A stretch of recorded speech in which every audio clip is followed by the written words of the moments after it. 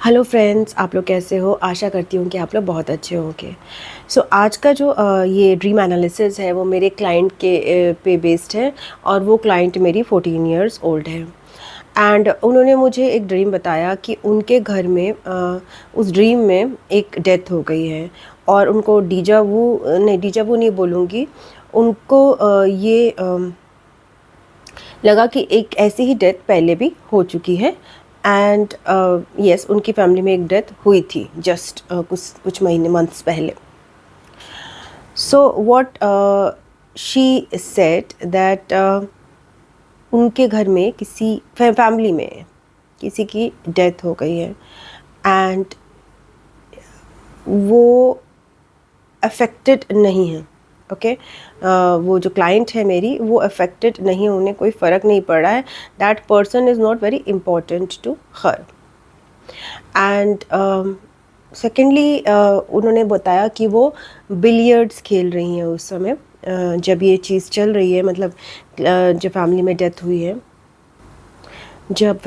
हुई है तो वो बिलियर्ड्स खेल रही हैं। सो फर्स्ट पॉइंट जो मैंने नोटिस करा, एक ये चीज़ की, the client is only 14 years old and death हुई and the client is not affected. What does it mean? अगर हम किसी को हायर कॉन्शियसनेस से देखेंगे तो ये एक डिटैच स्टेट है। एक 14 year old को अगर डेथ का सपना आता है तो वो पर्सन अफेक्ट होना चाहिए ना, उसको डर लगना चाहिए, उसको फियर होना चाहिए, उसको रोना आना चाहिए या कुछ भी ऐसी फीलिंग्स एसोसिएटेड होनी चाहिए, बिकॉज डेथ फैमिली में हुई है। So it's very very natural, but यहाँ पे दो चीज़ें हो सकती हैं possibility. Either that 14 year old has a very evolved consciousness, जो कि मेरे क्लाइंट की है एंड वो बहुत डिटैच्ड है, एंड सेकेंड इज़ कि client is not able to feel things, because अगर फैमिली में आपकी कोई डेथ होती है तो what is important is that you should be able to feel things.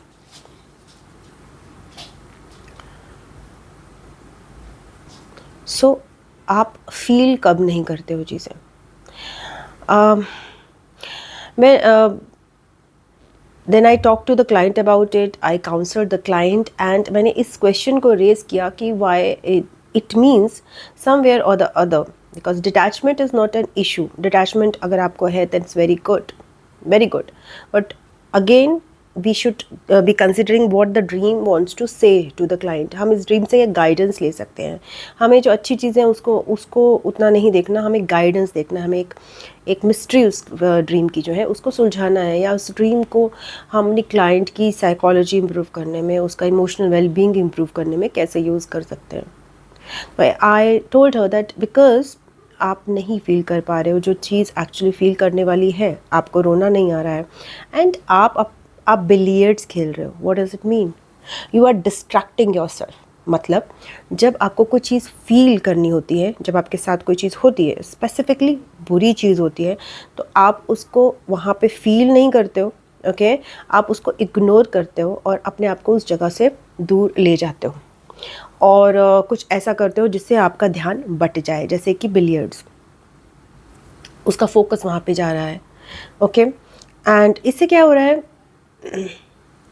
The person is getting more stone hearted, the person is getting वो feelings, उसकी जो फीलिंग्स है नेचुरल जो हमारी होती हैं सबकॉन्शियस में, जो हम इसको फील करते हैं, जो सेक्रल चक्रा होता है, हम उससे कहीं ना कहीं डिटैच होते जा रहे हैं। और ये मैंने उस एक बच्चे में फीलिंग्स का ना होना, ये कहीं ना कहीं और डिस्ट्रैक्ट करना अपने आप को दर्शाता है कि वो बच्चा जो है, जब भी इमोशनल टर्मोइल की सिचुएशन होती है, जब भी उसकी लाइफ में कोई डिफ़िकल्ट सिचुएशन होती है, वो उसको फेस नहीं कर पाता, उसको कॉन्फ्लिक्ट्स महसूस होते हैं और वो रन अवे करता है।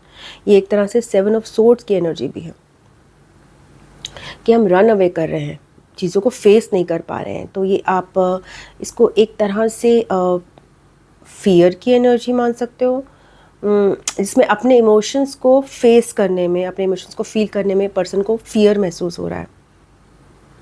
ओके, एंड अगर मैं इस बात को साइकोलॉजिकली जाके देखूं तो जब एक बच्चे की बात करती हूँ, अब ड्रीम को यहीं पर छोड़ देते हैं। एक बच्चा जब फियर महसूस करता है ना, अपनी फीलिंग्स को महसूस करने के लिए, ओके और ख़ासकर वो फीलिंग्स जिसमें उसको सैड महसूस होता है। तो उसका एक अपब्रिंगिंग दर्शा रहा है वहाँ पर कि जब भी उसने वो फीलिंग्स महसूस की हैं, किसी ने उसको रोका या टोका है, ओके या तो उसको रोका या टोका है, या फिर वो बच्चा समझ रहा है कि उसको इजाज़त नहीं है उस एनवायरनमेंट में अपनी फीलिंग्स को एक्सप्रेस करने की। तो कोई फीलिंग एक्सप्रेस क्यों नहीं करना चाहता या फील क्यों नहीं करना चाहता? कुछ हद तक ये भी होता है कि बचपन से ही किसी बंदे की ऐसी टेंडेंसी होती है, ओके उस पर भी काम करने की ज़रूरत है, वो भी पास्ट लाइफ से आता है। सेकेंडली, अगर टेंडेंसी है या नहीं भी है, तब भी वो आगे चलकर वो पैटर्न डेवलप किया जाता है। अगर उस पर्सन की टेंडेंसी है तो उसको और कैसे डेवलप किया जाता है, लाइफ की सर्कमस्टांसेस कैसे डेवलप करती हैं। वो पर्सन जो है न्यूट्रल बिहेव करता है हर सिचुएशन में। वो बच्चा जो है न्यूट्रल बिहेव करता है, वो अपने नेगेटिव इमोशंस को फील नहीं कर रहा है। तो कहीं ना कहीं वो दूसरे के इमोशंस के हिसाब से या तो चल रहा है, यहाँ पर एक्चुअली दूसरे के इमोशन के हिसाब से नहीं चल रहा, यहाँ पर डिसकनेक्टेड फीलिंग है। यहाँ पे आप माइंड से चल रहा है बच्चा। उसने ना मुझे ये भी बोला कि because that person who died was not very important, so she was not very affected. So this is a person who is not actually connected to his inner self, disconnected from inner self and also very much connected to the logical mind. हर बात को वो बच्चा logically तोलता है। यहाँ पे again बार बार emotions को express करने का डर है। इमोशन को एक्सप्रेस करने का डर बच्चों को तब आता है जब ऐसे घर में होता है वो जहाँ पे पेरेंट्स बहुत इमोशनली वोलेटाइल हैं। क्योंकि आपको अगर इतने इमोशनली वोलेटाइल पेरेंट्स मिलें जो खुद ही अपने आप को इतना एक्सप्रेस करते रहेंगे, तो वो बच्चा जो भी वहाँ बच्चा होगा पेरेंट्स के वोलेटाइल होने की वजह से वो अपने इमोशंस को कम एक्सप्रेस करेगा। हो सकता है वो पेरेंट्स हो सकता है वहाँ पे दादा दादी हो, नाना नानी हो, whoever it is, but emotionally charged atmosphere है। या तो वो बहुत इमोशनली चार्ज एटमॉस्फेयर है या फिर वहाँ पे के लोग बहुत इमोशनली डिसकनेक्टेड हैं, या फिर वो खुद भी स्टोनी बिहेव करते हैं।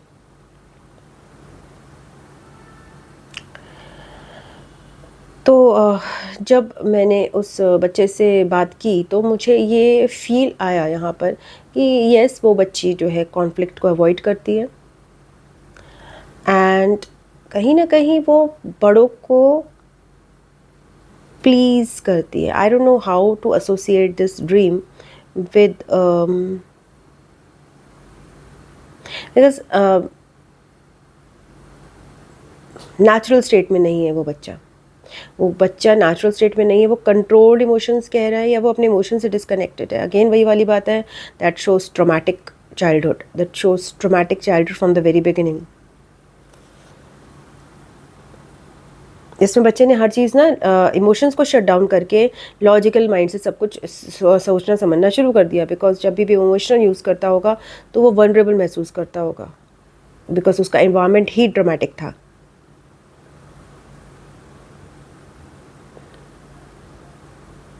तो पीपल प्लीजिंग का मैं यहाँ पे डॉट कनेक्ट नहीं कर पा रही हूँ। पहले मैंने कनेक्ट किया था बट अभी मैं जब से बात कर रही हूँ तो मैं नहीं कनेक्ट कर पा रही हूँ।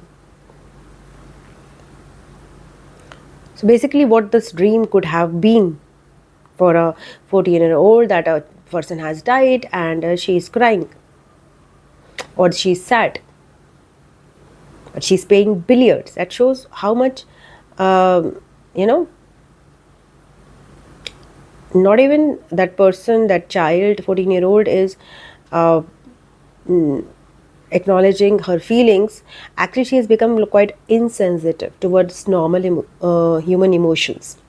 And आप किसी चीज़ से insensitive तब होते हो या फिर आपको बहुत ज़्यादा एक्सेसिव वो इमोशंस को दिखा रहा होता है, या फिर आपने उसको देखा ही नहीं होता, ओके या फिर आपने केयर देखी ही नहीं है, या फिर आपने इतना ज़्यादा प्रेशर देखा है कि आपको लगता ही नहीं कि कोई आपकी केयर कर सकता है। यहाँ पे डिसबैलेंस है। उस बच्चे के केस में दोनों ही चीज़ें थी। उसने डिटैचमेंट भी देखा था जहाँ पे केयर की ज़रूरत थी, और उसने एक्स्ट्रा इमोशनल टर्मोइल भी देखा था जहाँ पर शांति पेरेंट्स में चाहिए थी. So I guided her. What was my counseling like? Yes, see, आपको अपने इमोशंस को फील करना बहुत ज़रूरी है. आपको इमोशंस को फील करना, और आपको कैसे पता चलेगा कि आप इमोशन फील कर रहे हो? How do we know that? You express them. You have to express them, and being a 14-year-old, you have to express it in a environment wherever you are, to your elders. Okay, because your elders are aware enough, जो कि आपको counselling में लाए हैं, तो इतनी awareness उनकी है. और आपके पेरेंट्स से भी मैं बात करूँगी कि आपको एक्सप्रेस करने की कहीं ना कहीं ज़रूरत है अपनी चीज़ों को, अब बड़ों से. और अपनी नेगेटिव फीलिंग्स को, जो आपको पसंद नहीं आ रहा है, जहाँ पे आपको एक नेगेटिव फीलिंग आ रही है, तो आप उसे भागो नहीं, भागकर अपना ध्यान नहीं बटाओ, उसको फील करो और वहाँ पर उसको रिलीज़ करते चलो. फील करो, रिलीज़ करो, फील करो, रिलीज़ करो in front of your elders. Otherwise क्या होगा, कहीं ना कहीं वो फीलिंग एक्यूमुलेट होता जाएगा. वो चीज़ें जहाँ पे आपको फील करना था, वो एक्सपीरियंसेस एक्यूमुलेट हो रहे हैं उस पर्सन में, और वो एकदम से रिलीज़ होते हैं, ब्लास्ट होते हैं. Okay.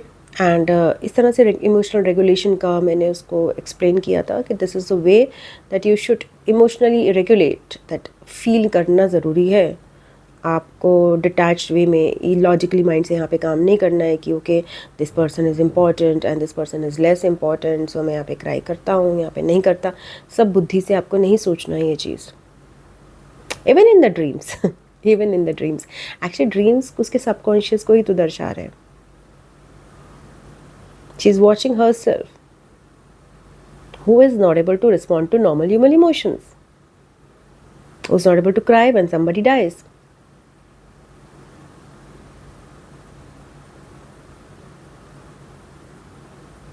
And the person who is not able to cry when somebody dies will not be able to be happy also when something good happens.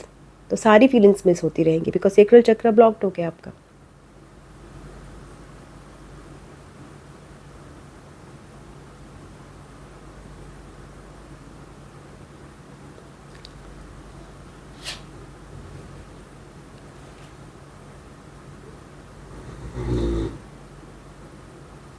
And इसके अलावा ये ड्रीम जो है कहीं ना कहीं एक लॉस को जनरेट दिखाता है. वो बच्चा किसी तरह का एक लॉस महसूस कर रहा है, और वो सेकेंड टाइम लॉस है. That's not very good. मतलब एक उसने बताया कि एक पहले डेथ हो चुकी है और सेकेंड बार हो रही है, और यहाँ पर ये बता रहे हैं कि पहला लॉस हुआ तो वो उसने मुझे बताया कि somebody profound loss was there, because वो रिमेंबर करता है कि एक हो चुका है, और वो जब हो चुका उसने बोला तो वो ग्रेविटी से बोला था, और ये वाला जो हुआ तो उसको इम्पैक्ट होना बंद हो गया, ये वाला लॉस. तो लॉस आफ्टर लॉस अगर आपको मिलता है ना बचपन में, देन आप अगेन वहाँ पर आप रिस्पॉन्स देना बंद कर देते हो. आप भागना स्टार्ट कर देते हो. यहाँ पे 7 सोर्स की एनर्जी आती है. यहाँ पे वो लोग आते हैं जिन्हें कहते हैं इमोशनली अवॉइडेंट पर्सनालिटी. ये एक अवॉइडेंट पर्सनालिटी बनेगी. ये पर्सन एक अवॉइडेंट पर्सनालिटी बनेगा, बिकॉज वो इमोशन से भागेगा, डिस्ट्रैक्ट करेगा अपने आप को. ये तो खैर गर्ल थी, बट ये मैस्कुलिन नेचर है टिपिकल, बिकॉज वो जो गर्ल थी उसमें मैस्कुलिन कैरेक्टरिस्टिक्स डेवलप थी, मार्स की कैरेक्टरिस्टिक्स, वीनस की कैरेक्टरिस्टिक्स दोनों इक्वली डेवलप थी. So that is I am telling by kundli. So but masculine characteristics में ये चीज़ बहुत कॉमन है कि जब कोई मरता है तो वो रो नहीं पाते हैं, अपने आप को डिस्ट्रैक्ट कर लेते हैं. मैं इस पे एग्जाम्पल यहाँ पर एक बताऊँगी. Even I was such a child, even I didn't know. I was very much detached, and once somebody very close, I think my dadi died, and I reached out to my father that time, and he was not crying, and I was like, "कि यार कोई when somebody dies, then we need to cry." Actually, kids sometimes don't understand it. As kid, we are very much detached sometimes we are very much aloof of what the illusion of life is. That's very much natural, but we need to develop it. Okay, because we are living in this world, so we have to live the illusion. वो भी हमें अपने आप को train करना पड़ता है. तो at that time I was like he has distracted himself to somebody else. किसी अपने फ्रेंड के शॉप पे बैठ के वो he was just laughing and I was like how can anybody laugh when some sad thing is happening. And the same situation वहाँ पर एक क्रिएट हो रही है जहाँ पे एक पर्सन इमोशनली डिफ़िकल्ट सर्कमस्टांस में स्टैंड नहीं कर पा रहा है, वहाँ से अपने आप को मूव कर रहा है और एक ऐसी जगह पे जा रहा है जहाँ पे अपने आप को डिस्ट्रैक्टेड महसूस कर रहा है, क्योंकि वो फीलिंग्स को महसूस ना ही कर सकता है, उसको समझने की कोशिश करता है और समझने के हिसाब से उसको लगता है अपना कैलकुलेट करता है क्योंकि यहाँ पे रोने की ज़रूरत नहीं है, then he moves away and all. But ऐसे पर्सन ने अपने आप को डेवलप ही नहीं किया, अपना रोने वाला मसल डेवलप नहीं कर पाया, इमोशन से कनेक्ट करने वाला मसल वो डेवलप नहीं कर पाया, जो कि हमें चाइल्डहुड में डेवलप करना सीखना होता है. चोट लगने पे तो सभी को रोना आता है, ओके, बट स्पेसिफिकली जब कोई मरता है, कोई डाई करता है, तो not everybody, some kids are detached. I was one of them.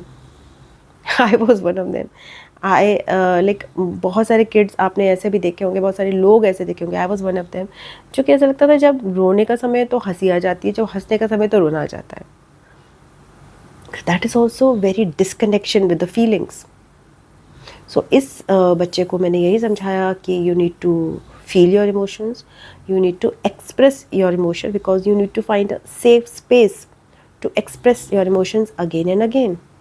और जितना आप एक्सप्रेस करोगे आपको लगेगा कि यार कोई रिएक्शन नहीं आ रहा है उल्टा, और आप अपने इमोशंस को और ज़्यादा एक्सप्रेस करना फील शुरू करोगे. जितना आपके इमोशंस बाहर निकलते जाएंगे उतने अंदर से और इजीली बाहर फ्लो करते जाएंगे. ओके, तो एक्सप्रेस करना बहुत इंपॉर्टेंट है, क्योंकि आपको ये मानना, आपको ये फियर नहीं होना चाहिए कि मेरे पास सेफ स्पेस नहीं है. अगर मैं बोलूँगा किसी को अपने इमोशंस तो शायद टर्मोइल हो जाए और ज़्यादा, शायद डिफ़िकल्ट सर्कमस्टांसेस हो जाए, शायद कोई मुझे जज करे, ये सारी चीज़ें उसको लग सकती हैं.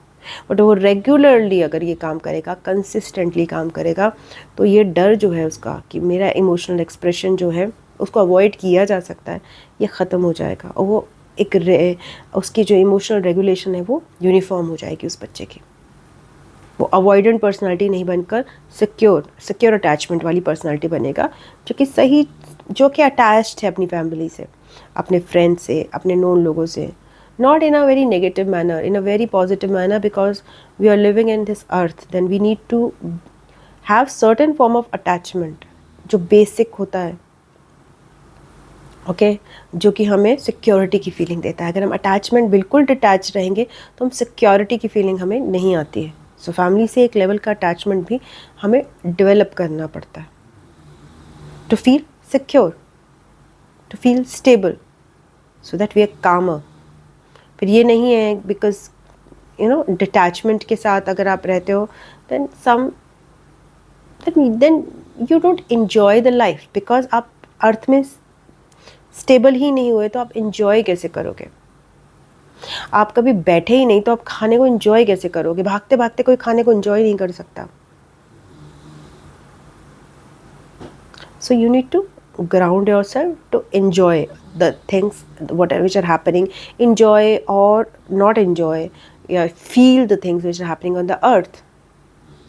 तभी तो डिटैचमेंट आएगा. या ऐसा तो हो नहीं सकता कि हम एस्ट्रोनॉट की तरह आए अर्थ पे और फ्लाइट से लैंड भी नहीं किया और हमारी फ़्लाइट ऐसे ही टच करके निकल गई अर्थ को. ऐसा एक्सपीरियंस हम लेने नहीं आए यहाँ पर, बिकॉज वो एक्सपीरियंस जो है वो रिपीट करना पड़ेगा. वो एक्सपीरियंस जो है काउंट नहीं होगा. तो बस यही है आज का dream analysis. Okay, thank you, bye bye.